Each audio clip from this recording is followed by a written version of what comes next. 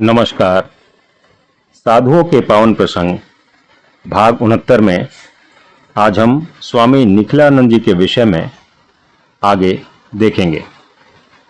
4 अप्रैल 1967 ईस्वी, healing and creative power of silence शीर्षक व्याख्यान में उन्होंने महात्मा गांधी के बारे में बताया था। महात्मा गांधी कभी कभी अनशन तथा मौन व्रत करते थे। कभी 10 दिन, कभी 15 दिन वे यह व्रत लेकर एकांतवास में रहते थे। एक बार उन्होंने 21 दिन अनशन किया था। उस समय किसी को भी उनके साथ मिलने नहीं दिया जाता था, क्योंकि उनका शरीर बहुत दुर्बल था। जो भी हो, गांधी जी की स्त्री तथा उनके पुत्र ने मुझे अपने साथ ले जाकर मिलने की अनुमति दी। मैंने देखा वे बिस्तर पर अर्धशायित होकर पड़े हुए हैं। मैंने कहा, मैं केवल 1 मिनट के लिए श्रद्धा ज्ञापित करने आया हूं। उन्होंने मुझे बैठने का संकेत किया। तदुपरांत उन्होंने मुझसे विभिन्न विषयों पर प्रश्न किया। मैंने कहा, महात्मा जी, आपका स्वास्थ्य अच्छा नहीं है। आपका शरीर समस्त देश की संपत्ति है। यह दीर्घ अनशन आपके शरीर को कठिन परिस्थिति में डाल दे रहा है।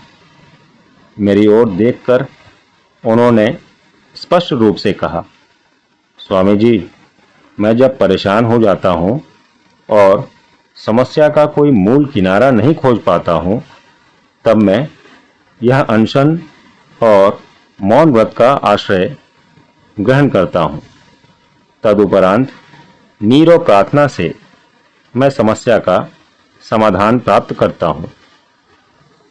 1966 ईस्वी में थाउजेंड आइलैंड पार्क में केनोपनिषद की कक्षा में स्वामी निखिलानंद जी ने कहा, भारत के स्वाधीन होने के बाद सर्वपल्ली राधाकृष्णन रूस के प्रथम भारतीय राजदूत हुए।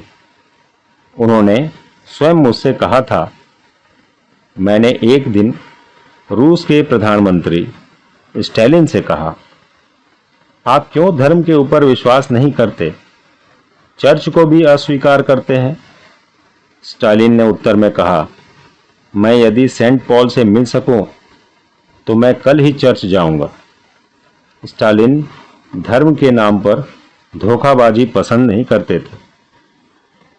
मैंने 1 जून 1971 ईस्वी को हॉलीवुड केंद्र में सम्मिलित होने के लिए यात्रा आरंभ किया। पेरिस तथा लंदन होते हुए मैं 8 जून को न्यूयॉर्क पहुंचा।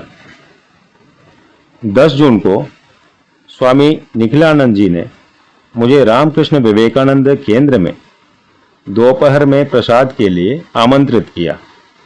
मेरा सौभाग्य था कि मैंने महाराज के साथ लगभग 1 घंटा तक वार्तालाप किया। मैंने महाराज से कहा, महाराज, रामकृष्ण संघ में आपका योगदान बहुत अमित है। आपने बहुत मूल्यवान कार्य किया है। बेलूर मठ के सभी साधु आपके बारे में बातें करते हैं। इसके अतिरिक्त श्री रामकृष्ण वचनामृत का अनुवाद करना अत्यंत कठिन कार्य था। महाराज की आंखों में आंसू आ गए। उन्होंने कहा, श्री रामकृष्ण वचनामृत का अनुवाद ठाकुर की कृपा से हुआ है। उन्होंने ही संभव करवाया है। तदनंतर उन्होंने अपनी एक इच्छा के बारे में बताया। देखो, मेरी एक इच्छा है। मैं बेलूर मठ में ठाकुर मंदिर के सामने धूल में लोटपोट होकर ठाकुर को प्रणाम करूं, परंतु लगता है मेरी यह इच्छा पूर्ण नहीं होगी, क्योंकि मैं बहुत वृद्ध हो गया हूं। इसके अतिरिक्त डोरोथी सेक्रेटरी तथा अन्य लोग मुझे नहीं जाने देंगे। महाराज ने उस दिन मुझको मूल्यवान उपदेश देते हुए कहा था, देखो, तुम इस देश में अभी अभी ही आए हो। शरीर को स्वस्थ रखना। यदि तुम्हारा शरीर खराब हो गया तो तुम ठाकुर का कार्य नहीं कर पाओगे। और अपने पास एक दैनंदिनी रखना। आज के लिए बस इतना ही। जय श्री राम कृष्ण।